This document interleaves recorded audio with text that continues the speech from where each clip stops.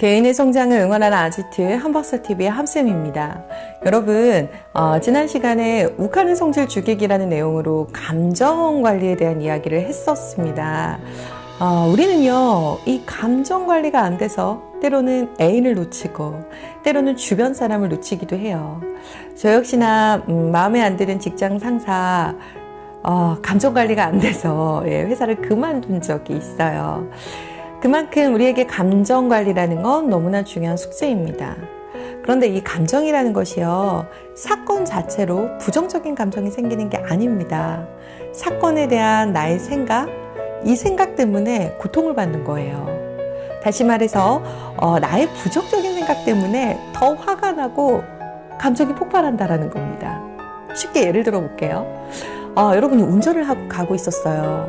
그런데 내비게이션이 멈춰진 거예요. 나는 처음 가는 길이라서 내비 없으면 안 돼요.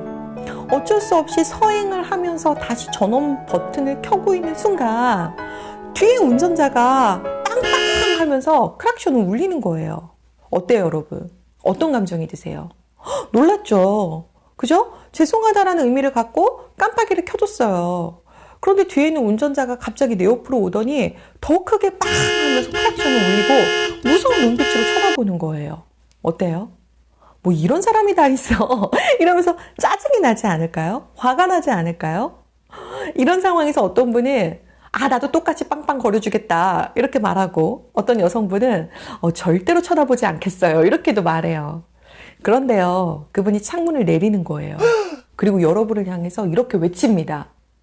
저기요 바퀴 펑크 났어요 이렇게 얘기를 해요. 이때 여러분의 감정 어때요? 갑자기 그 사람이 고마워져요. 조금 전까지만 해도 화를 나게 했고 짜증나게 했던 사람인데 고마운 사람으로 바뀌었어요. 자, 여러분이 그 사건에 대해서 부정적인 감정이 생긴 게 아니라는 거죠. 사건에 대한 나의 생각, 이 부정적인 생각이 나의 부정적인 감정을 만든다라는 겁니다.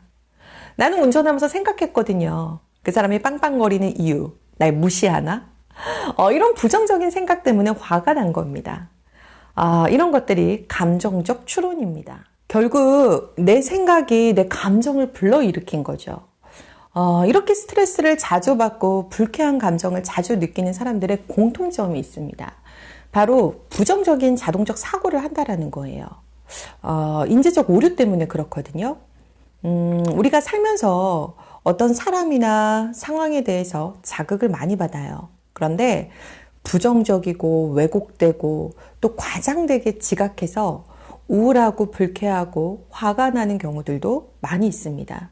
그 몇 가지 인지적 오류를 볼게요. 인식만 하셔도 나의 이 부정적인 감정을 관리하는데 도움이 되실 겁니다. 첫 번째는요, 과잉 일반화예요. 예를 들어서 초등학생 아들이 숙제를 제대로 하지 않고 게임을 하고 있어요. 화가 나죠. 그런데 우리는 속으로 이렇게 사고를 합니다. 부정적으로. 저놈은 항상 그래. 매번 그래. 제대로 숙제를 한 적이 없어. 꼭 내가 잔소리해야 돼. 목소리 높여야 돼. 이렇게 사고를 하는 거예요. 이것이 인지적 오류라는 거예요. 과잉 일반화죠. 과잉 일반화는요, 항상 그래. 다 그래. 언제나 그런 식이야. 이렇게 몇 번의 그 사건을 근거해서 일반적인 결론을 내린다라는 거예요. 과잉 일반화의 오류를 범하는 순간 나의 부정적인 감정은 해소되기 어렵습니다.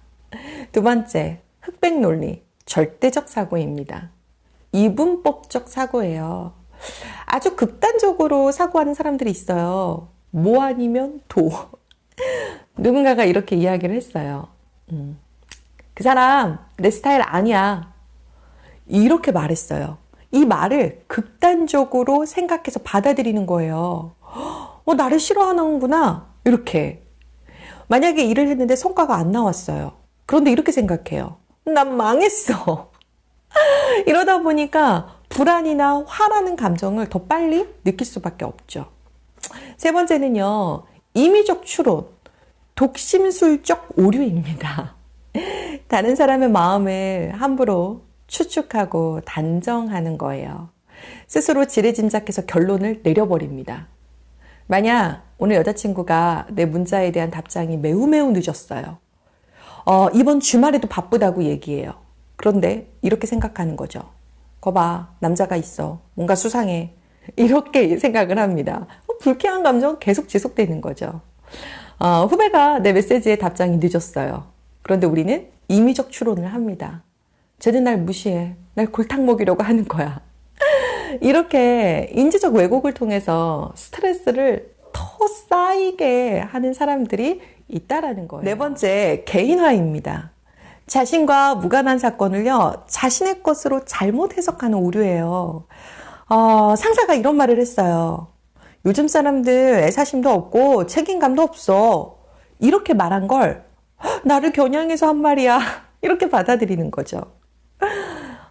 오늘따라서 화장, 헤어스타일 마음에 안 들어요. 신경 쓰이는 게 한두 가지가 아닌데 강의실 복도에서 친구들끼리 모여가지고 외모 이야기를 하면서 웃고 떠들고 있어요. 그냥 그들은 재미있게 이야기하는 건데 내 외모를 보고 비웃는 거야. 이렇게 개인화 시켜버립니다. 우울하고 편향된 사람들은요, 이렇게 편향된 인식의 틀이 있다라는 거예요. 마지막, 의미 확대와 의미 축소입니다. 부정적인 일을 지나치게 확대하고 좋은 거, 긍정적인 피드백은 축소하는 거죠. 예를 들어서 제가 강의하면서 부정적인 피드백 받을 수 있잖아요. 그런데 의미를 확대하는 거예요. 거봐, 이제 20대 학습자들하고는 안 맞는 것 같아. 아까 그 사람이 날 싫어하는 눈빛이었어. 날 꼰대로 생각하는 거지. 이제 신입사원 교육 못하겠다. 이렇게 생각하는 것이 의미 확대예요. 불쾌한 감정을 또 자주 느끼는 사람들의 특징이기도 합니다. 오늘 여러분들과 불쾌한 감정을 느끼는 사람들의 특징을 살펴봤는데요. 과잉일반화, 흑백 논리, 임의적 추론, 개인화, 마지막으로 의미 확대와 축소가 있었습니다. 나의 이 부정적인 감정이 내 인지적 오류에 의해서 나타나는 건 아닌지, 그래서 사람들을 힘들게 하고 나를 힘들게 하는 건 아닌지 생각해 보셨으면 좋겠습니다. 오늘의 이야기가 도움이 되셨다면 좋아요, 구독, 댓글, 알람 설정 부탁합니다. 또 만나요.